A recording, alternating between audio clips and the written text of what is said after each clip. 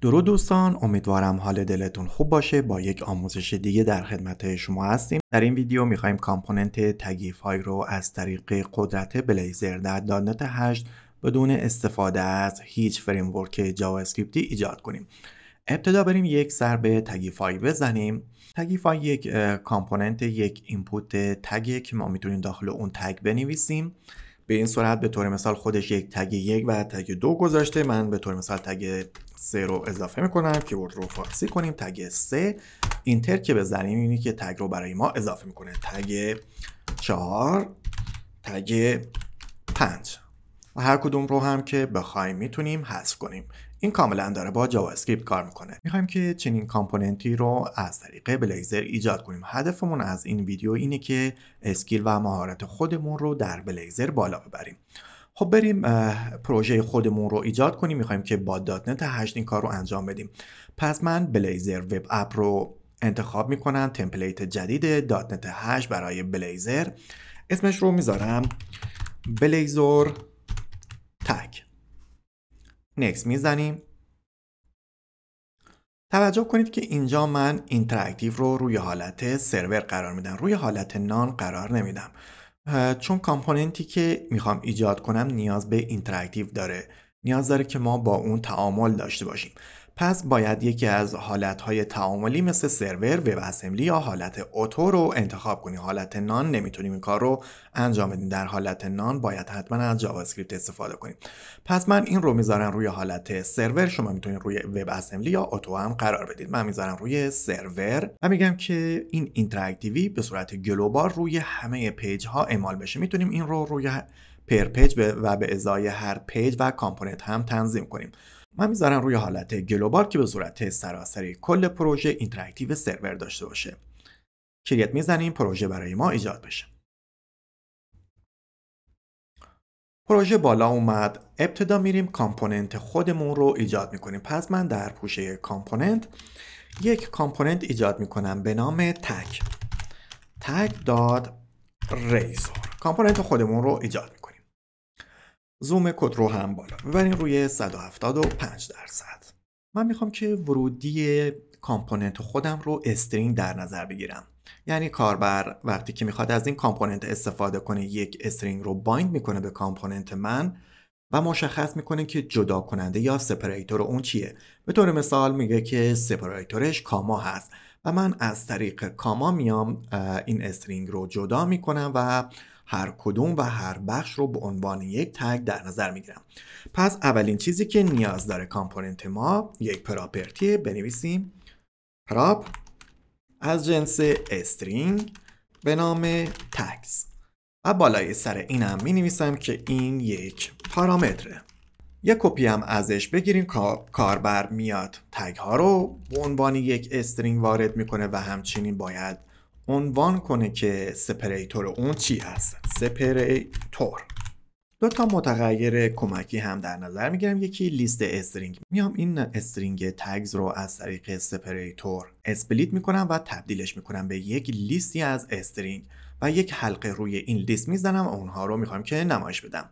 یک استرینگ تگ هم اینجا گذاشتم که وقتی کاربر میخواد یه تگی اضافه کنه اون رو بریزم داخل این و اضافهش کنم به لیست تگز. وقتی که این کامپوننت میخواد که ایجاد بشه، اینشالایز بشه، پس باید تگز رو بر اساس سپریتورها جدا کنه و نتیجه رو بریزه داخل لیست تگ ها. پس باید در چرخه حیات uninitialized این کار رو انجام بدیم. پس من می نویسم override uninitialized. حالا اینجا یک شرط رو چک میکنیم که استرینگ تگ ما پر باشه. پس من اینجا می نویسم if یک شرط بنویسیم که پر بودن استرینگ رو چک کنیم. استرینگ is null or white space. چی رو باید چک کنیم؟ استرینگ تگز رو. اگه این استرینگ پر بود حالا باید بیایم اون رو اسپلیتش کنیم. پس نتیجه رو میریزیم داخل استرینگ لیستی از استرینگی به نام tags underscore tags و میگیم که استرینگ تگز رو بیا اسپلیت کن. اسپلیت. یک سپریتور من باید بهش بدم که سپریتور رو ما اینجا از کسی که این کامپوننت رو صدا میزنه دریافتش میکنیم و خیلی راحت اون رو تبدیلش میکنیم به یک لیست به این صورت. حالا بریم HTML اون رو هم ایجاد کنیم. پس من اینجا ابتدا یک دیویژن قرار میدم با کلاس تگ رپر. داخل اون دوباره یک دیویژن دیگه قرار میدم با کلاس تگز، کلاس تگز و یک حلقه روی لیست خودم میزنم و اونها رو نمایش میدم. پس می نویسیم به ازای هر تگی که داخل لیست وجود داره بیا این کارها رو برای ما انجام بده. یک تگ A ایجاد میکنم. داخل تگ A 2 تا اسپن قرار میدم. یه اسپن برای اینکه اسم تگ رو نمایش بدیم و یکی هم که یک دکمه ضرب در باشه که وقتی که کاربر روی دکمه A کلیک میکنه تگ رو ما بیایم حذف کنیم. برای حذف تگ هم باید یک متد ایجاد کنیم. متدش رو ایجاد میکنیم.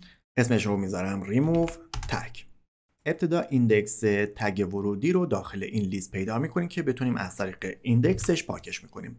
به این صورت ایندکس رو پیدا میکنیم و میگیم که از لیست tags .remove add رو صدا میزنیم. ایندکسی رو که به دست آوردیم بهش میدیم که این ایندکس رو از لیست برای ما حذف کنه. وقتی که عملیات حذف انجام شد باید دوباره بیایم این تگ ها رو دوباره آپدیت کنیم چون یه تگ ازش حذف شده. پس من برای این کار یک متد می نویسم برای آپدیت کردن تگ چون در سایر متدها هم بعداً باید از اون استفاده کنیم. پس من می نویسم آپدیت تگ، متد آپدیت تگ. داخل این متد میایم تگز رو دوباره از طریق لیست تگز هایی که داریم و از سپریتوری که خود استفاده کننده به ما گفته اون رو دوباره میایم ایجاد میکنیم. حالا باید از این متد داخل این تگ A استفاده کنیم و بنویسیم @onClick و آن کلیکش فانکشن خودمون رو صدا بزنیم. به صورت ارو فانکشن میگیم که remove تگ رو صدا بزن و خود تگ رو هم به عنوان ورودی بهش بده که برای ما حذفش کنه. حالا باید به این ساختار خودمون یک استایل مناسب هم بدیم. به صورت CSS isolation میتونیم این کار رو انجام بدیم. پس من اسم این کامپوننت رو با پسوندش به صورت کامل کپی میکنم. داخل همین پوش یک فایل دیگه با همین نام و پسوند و یک CSS هم اضافه میکنم. من این استایل ها رو برای اینکه وقت گرفته نشه از قبل نوشتم. اونها رو اینجا قرار میدم. به طور مثال برای کلاس تگ رپر گفتیم که خاصیت فلکس باشه و چینششون به صورت کالم باشن، 10 پیکسل گپ داشته باشن و چنین بوردری داشته باشه و همچنین از خاصیت تو در توی CSS جدید هم استفاده کردیم. به طور مثال گفتیم کلاس تگزی که در تگ رپر وجود داره.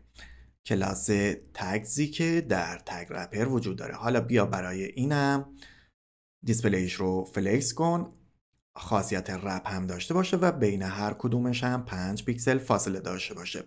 حالا تگ A که داخل تگز وجود داره، این میشه کلاس تگز و تگ A که داخل اون وجود داره. برای اون هم چنین استایل هایی در نظر گرفتیم و به این صورت استایل دهی ها رو اعمال کردیم. خب تا اینجا کار رو بریم یک تست بگیریم ببینیم که به چه صورته. بریم وارد پیج هوم بشیم. داخل پیج هوم از کامپوننت خودمون استفاده کنیم. پس من همه اینا رو پاک میکنم. یک کلاس رو تشکیل بدیم، دیو کلاس رو و یک کل MD3 بذاریم و اینپوت خودمون رو بذاریم داخل اون کامپوننت خودمون رو. دیو کلاس کل MD3. حالا اینجا از کامپوننت خودم میام استفاده میکنم. کامپوننت تگ یک پراپرتی داشت به نام تگز که باید تگ ها رو بهش بدیم که برای ما نمایش بده. به طور مثال من تگ 1، تگ 2، تگ 3، تگ 4 و تگ 5 رو بهش میدم. 5 تا تگ بهش معرفی میکنم. همچنین باید جدا کننده یا سپریتور رو هم برای اون مشخص کنیم. من میگم که سپریتور اونها کاما هستن چون اینجا از کاما استفاده کردم. بریم یک اجرا بگیریم تا اینجای کار نتیجه رو ببینیم. دیباگ و استارت. مشاهده میکنید که تگ ها رو به درستی برای ما نمایش داده. حالا من یکم زوم رو هم بیشتر میکنم. 5 تا تگ برای ما قرار داده. بریم یکی از تگ ها رو حذف کنیم. به طور مثال من تگ 2 رو حذف میکنم. اینی که تگ 2 رو برای من حذف کرد و تگ 5، تگ 4، 3 و 1 و همه تگ ها رو حذف کردیم. دیگه تگی داخل اینپوتمون وجود نداره. دوباره رفرش کنیم اینی که تگ ها رو نمایش میده. برای افزودن تگ هم باید انتهای این تگ ها یک اینپوت قرار بدیم که کاربر داخل اون بنویسه و وقتی که اینتر رو زد تگ رو اضافه کنه به این لیست. بریم این کار رو با هم انجام بدیم. پس دوباره وارد تگ های خودمون میشه، کامپوننت تگ. داخل دیوی با کلاس تگز باید این اینپوت رو اضافه کنیم که دقیقاً بیاد بعد از آخرین تگ قرار بگیره. پس یک اینپوت ساده HTML می نویسیم. اینپوت میگن که تایپش تکست هست و این رو بایندش میکنم به این تگه که وقتی که کاربر داخل اون چیزی می نویسه بایند بشه به این تگ و من مقدار تگ رو بتونم دریافت کنم. پس می نویسم @bind dash value این اینپوت رو بایند کن به استرینگ تگ underscore tag. همچنین من میخوام که عملیات بایندینگ وقتی که کاربر می نویسه انجام بشه.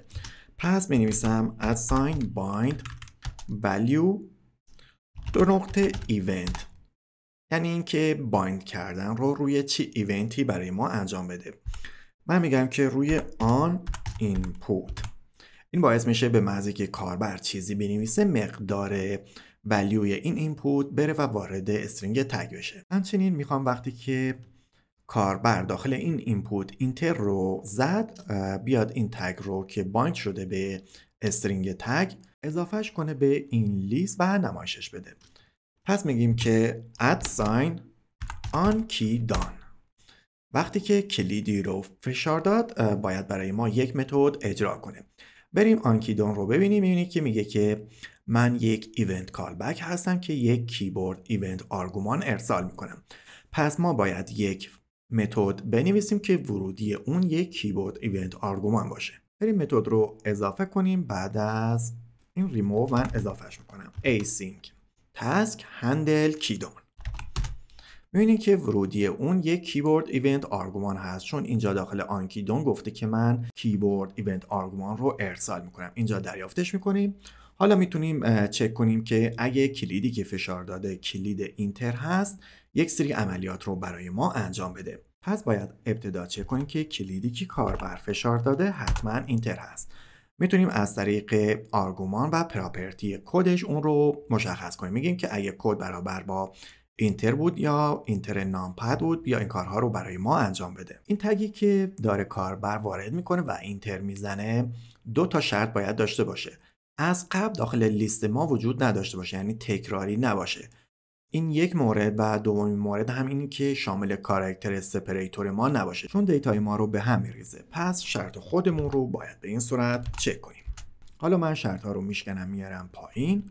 میگم که اگه تگی که کاربر نوشت پر بود و خود تگ شامل سپریتور نبود، دومین شرط، و داخل لیست تگ هامون چنین تگی وجود نداشت، حساس به حروفش هم نمی کنیم. اگه این شرط ها برقرار شد پس باید تگز رو، یعنی این رو چون بایند شده به تگ، ولیوی این که میشه تگ رو بریزیم داخل لیست این استرینگ خودمون.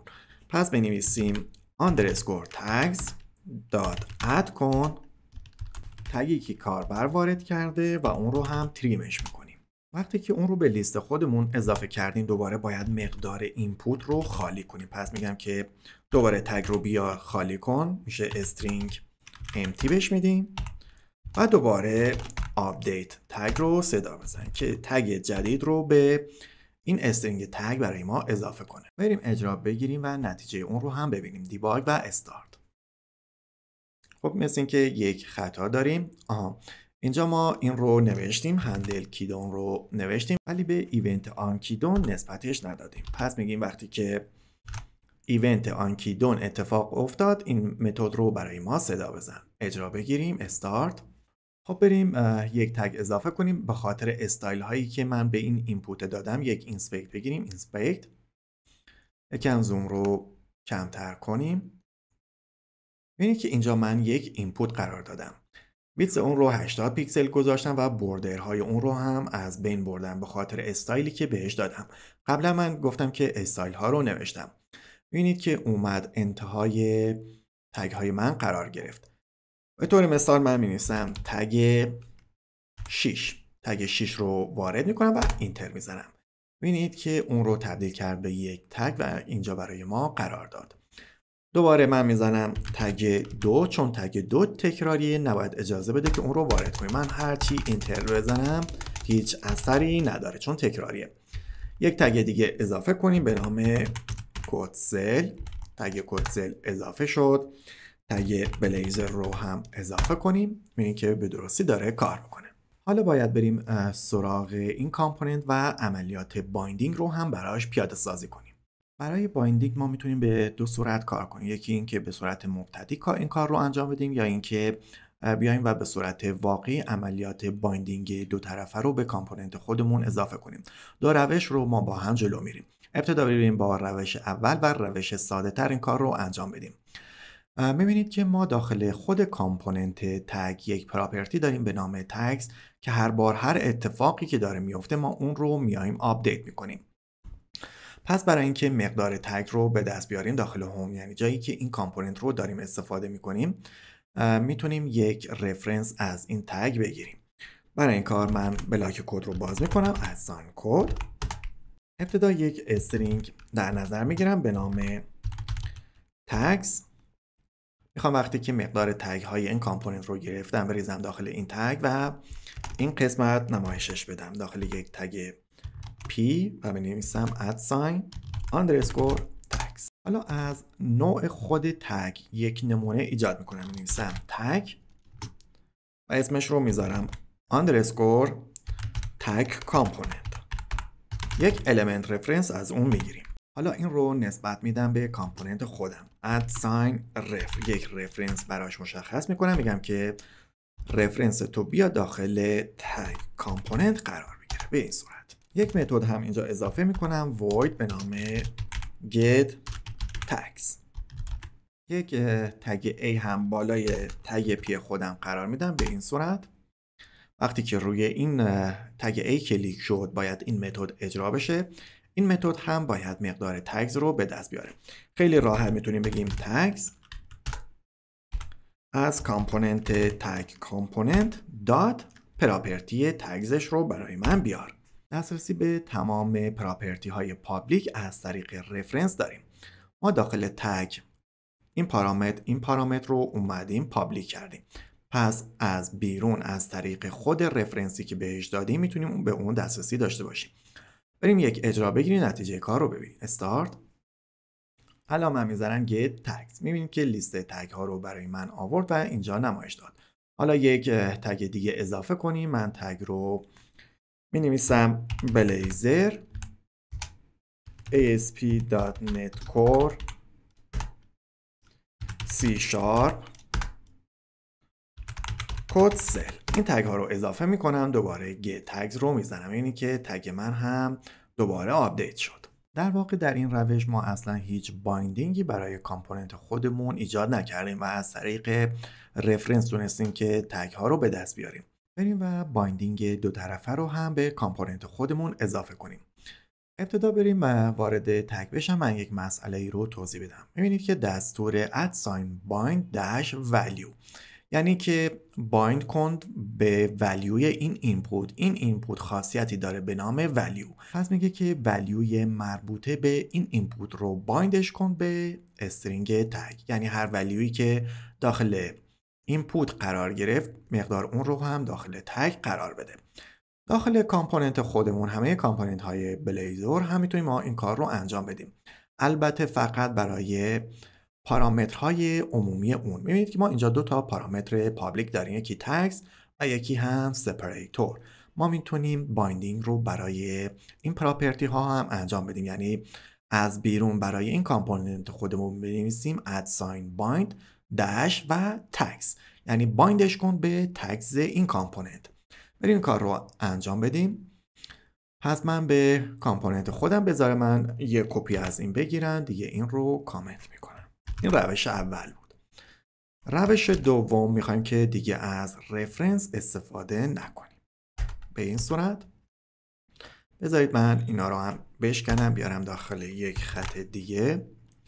اینجا براش بایندینگ بنویسم @bind-tags.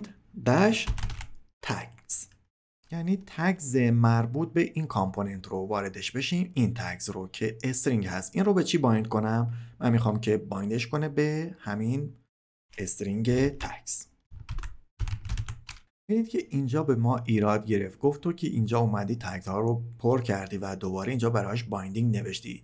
در واقع وقتی که از بایندینگ دو طرفه استفاده میکنیم، خود اون پارامتر رو یعنی تگ رو دیگه نباید به صورت مستقیم بیاریم، به این صورت باید استفاده کنیم. این پایین در بلاک کد خودم هم مقدار تگز رو میام براش چند تا تگ قرار میدم، تگ 1 2 3. پس من این رو بایند کردم، بایند دو طرفه کردم به کامپوننت تگ. پس باید برای من تگ های 1 2 و 3 رو نمایش بده. بریم یک اجرا بگیریم، قطعا با خطا مواجه خواهیم شد. استارت. میبینید که اینجا به ما یک خطا داد و خطاش اینه که میگه من در کامپوننت تگ بلیزور تگ کامپوننت تگ، مسیرش رو هم کامل میگه که من در این کامپوننت پراپرتی که نامش مچ باشه با تگ چنج پیدا نمی کنم. یعنی یکی از قواعد و اصول بایندینگ بلیزور رو ما رعایت نکردیم. من این اسم رو کپی میکنم که داشته باشمش. کپی. بریم این مورد رو رفع کنیم. باید وارد کامپوننت خودمون بشیم. خطا این بود که من در این کامپوننت پارامتری با اسمی که کپی کردیم پیدا نکرد. پس باید بریم چنین پارامتری براش ایجاد کنیم. پس من می‌نویسم پراپ. همچنین این پارامتر باید از جنس ایونت کالبک باشه. ایونت کالبک که یک چیزی رو هم باید برگردونه و از جنس خود چیزی باشه که ما بهش بایند رو نسبت دادیم. ما بایند رو نسبت دادیم به تگز، از جنس استرینگ هست، پس باید بشه ایونت کالبکی از استرینگ. یعنی یک استرینگ رو باید ایونت کالبک کنه برای ما. یعنی در واقع از طریق این ایونت مشخص میکنه که مقدار تگ تغییر کرده و حتما اسمش هم باید تگز چنج باشه. قسمت اولش میشه اسم پراپرتی ما که بایندینگ رو روش انجام دادیم، پس میشه تگز، چون اینجا نوشتیم bind dash tags. پس میشه قسمت اولش و قسمت دومش هم باید حتما کلمه change باشه. یکی از قواعد مربوط به بلیزور هست و همچنین باید بالای سرش هم پارامتر رو بذاریم. پارامتر. پس ما یک ایونت کالبک هم اضافه کردیم. حالا هر جا که مقدار تگ تغییر میکنه از طریق این ایونت کالبک باید صدا کننده یا کسی که اون رو داره صدا میکنه رو متوجه کنیم. ما داخل کامپوننت هوم داریم استفاده میکنیم. وقتی که در دل خود این کامپوننت مقدار تگ تغییر میکنه از طریق ایونت کالبک اون رو خبر میکنه، یعنی این کامپوننت رو خبر میکنه. کجا باید ازش استفاده کنیم؟ ما اومدیم یک فانکشن نوشتیم به نام آپدیت تگ. تگ رو حذف کنیم یا اضافه کنیم، آپدیت تگ صدا زده میشه. وقتی که مقدار تگ رو آپدیت کردیم دوباره باید بگیم که تگ چنج ایونت تگ چنج اینووک بشه، اجرا بشه. و چی رو باید به عنوان آرگومان ارسال کنه؟ تگز رو، مقدار جدید تگز رو. به این صورت بریم وارد هوم بشیم. هوم ریزور. دیگه این دکمه رو هم کامنت میکنم. قراره که بایندینگ به صورت دو طرفه باشه. پس نیاز به این فانکشن هم نداریم. البته نیاز به این تگز هم نداریم. من این دوتا رو کامنت میکنم دیگه. این روش اصولی تر و حرفه‌ای تریه. بریم اجرا بگیریم، نتیجه رو ببینیم. استارت. میبینید که دیگه هیچ خطایی نداد. میبینید که بایندینگ داره به درستی انجام میشه. کد رو ببینیم. ما اومدیم یه تگز تعریف کردیم با این مقادیر و وقتی که کامپوننت خودمون رو اجرا کردیم مقادیر رو همینجا نشون داد و هم در کامپوننت ما. حالا بریم یک تگ جدید اضافه کنیم. من تگ بلیزور رو استفاده میکنم و اینتر میزنم. ببینید که به محضی که اینتر رو زدم هم به این کامپوننت اضافه شد و همچون بایندینگ دو طرفه هست ما میتونیم مقدار اون رو اینجا دریافت کنیم. یک تگ دیگه اضافه کنیم. می‌نویسم کد سل. این که کد سل هم اضافه شد. تگ یک رو پاک کنیم. با اینکه تگ یک رو ما پاک کردیم ولی مقدار اون رو اینجا داریم. پس یک جای کار رو اشتباه میکنیم. بریم وارد کامپوننت خودمون بشیم. ریموو رو نگاه کنیم. وقتی که عملیات ریموو انجام میشه میبینید که ما آپدیت تگ رو صدا نزدیم و به این خاطر اینووک انجام نشده و کامپوننت متوجه تغییرات دیتا نشده. آپدیت تگ رو بهش اضافه کنیم. دوباره اجرا بگیریم، بریم نتیجه رو ببینیم. یک تگ دیگه اضافه کنیم، به طور مثال کد سل اضافه شد. من تگ 1 رو میخوام پاک کنم. میبینید که تگ 1 پاک شد. تگ 3 رو هم پاک میکنم. تگ 2 رو هم پاک میکنم. پس دونستیم که از طریق قدرت بلیزور در دات نت 8 کامپوننت تگیفای رو برای خودمون بدون استفاده از جاوا اسکریپت به راحتی ایجاد کنیم. بریم یه کار جالب تر هم انجام بدیم و انیمیشن رو هم بهش اضافه کنیم. یعنی وقتی که تگی رو اضافه میکنیم یا حذف میکنیم، این کار از طریق انیمیشن انجام بشه بدون استفاده از جاوا اسکریپت با قدرت بلیزور و سی شارپ. بریم این کار رو با هم انجام بدیم. من وارد کامپوننت تگ میشم. داخل کامپوننت هستیم. میبینید که ما اینجا یک تگ A داریم که در واقع مقدارهای تگ های ما هستن. از طریق استرینگ خود تگ باید متوجه بشیم که کدوم تگ اضافه شده و کدوم تگ حذف شده. پس برای اینکه من این موضوع رو متوجه بشم، دو تا متغیر کمکی دیگه اضافه میکنم به نام تگ ریموو و تگ اد. حالا جایی که تگ رو اضافه میکنیم یا تگ رو حذف میکنیم، باید مقداری که اضافه شده یا حذف شده رو بریزیم داخل این متغیرها که بعداً از طریق این متغیر داخل این خلقه متوجه بشیم که کدومش حذف شده و کدومش اضافه. یه ترفنده. ابتدا بریم برای اضافه کردن. اینجا متد رو باز کنیم. اینجا وقتی که تگ رو به لیست اضافه میکنه، باید متوجه بشم که چه تگی اضافه شده. پس مقدار اون رو میریزم داخل متغیری به نام تگ ادد که بعدا متوجه بشم این تازه اضافه شده. وقتی که من این رو اضافه میکنم، بعدا در حلقه از طریق تگ ادد متوجه میشم که کامپوننت که تگ تازه اضافه شده، پس یک کلاس خاص به تگ A اضافه میکنم. برای اینکه اثر کلاسی که اضافه میکنیم رو بتونیم ببینیم، یک تأخیر ایجاد میکنیم. از طریق سی شارپ می‌نویسیم task دات دیلی. یه دیلی ایجاد میکنم، به طور مثال 200 میلی ثانیه. بعد دوباره میام تگ ادد رو حذف میکنم. چه اتفاقی اینجا میفته؟ یعنی در واقع میاد یک کلاس اضافه میکنه، 200 میلی ثانیه صبر میکنه و دوباره کلاس رو از تگ A میگیره. برای ریموو هم دقیقاً باید چنین کاری رو انجام بدیم. یعنی وقتی که اون رو پیدا کردیم، به این صورت ایندکسش رو پیدا کردیم، مقدار تگی که میخواد حذف بشه رو بریزیم داخل تگ ریموو. یه تأخیر هم ایجاد کنیم. به طور مثال برای حذف شدن تأخیر رو بیشتر میکنیم، 250 میلی ثانیه‌اش میکنیم. تگ رو حذف میکنیم و دوباره کلاس رو ازش میگیریم. به نام تگ ریموو رو دوباره نال میکنیم. حالا در حلقه فور ایچ خودمون که تگ ها رو نمایش میدیم، بر اساس تگ ریموو و تگ اد یک سری کلاس ایجاد میکنیم. پس من این قسمت یک سویچ کیس می‌نویسم. سویچ کیس به نام کلاس نیم.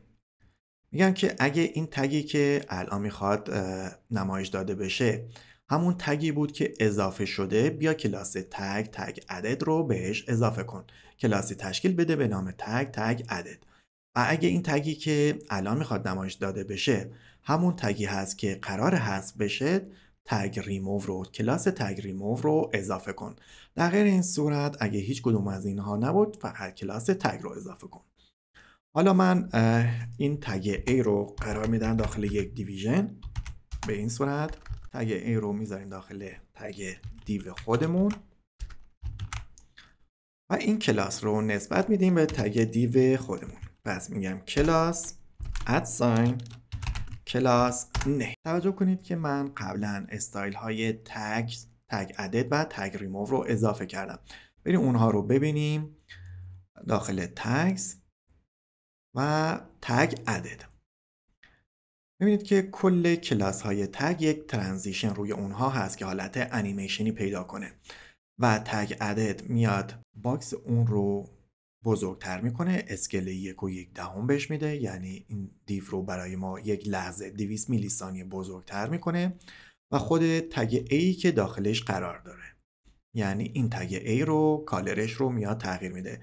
کالرش رو میاد سفید میکنه و بک‌گراندش رو هم میاد تقریبا سبز میکنه. و برای ریموو هم به این صورت. برای ریموو میاد اسکل اون رو دان میکنه، یعنی باکسش رو کوچیک‌تر میکنه و زمینه اون رو هم تقریبا قرمز میکنه. بریم یک اجرا بگیریم و نتیجه کار رو با هم ببینیم. استارت. الان این سه تا اضافه شدن. من بلیزر رو میخوام اضافه کنم. بذارید یکم زوم انجام بدیم. زوم اینجا. این قسمت رو توجه کنید. من میخوام که اینتر بزنم ببینید که با چه انیمیشنی اضافه میشه. ببینید که یک انیمیشن زیبا گرفت و اضافه شد. دوباره کد سل. ببینید که این انیمیشن رو یه لحظه 200 میلی ثانیه میگیره و اضافه میشه. حالا بیایم پاک کنیم. من تگ 3 رو اضافه میکنم. دقت کنید ببینید که قرمز شد، کوچیک‌تر شد و حذف شد. تگ 2 حذف شد و تگ 1 حذف شد. بدون اینکه از جاوا اسکریپت استفاده کنید تونستیم که انیمیشن رو هم بهش اضافه کنیم. اگه از این ویدیو خوشتون اومد ما رو در یوتیوب سابسکرایب کنید و به دوستانتون معرفی کنید. تا آموزش های بعد بدرود.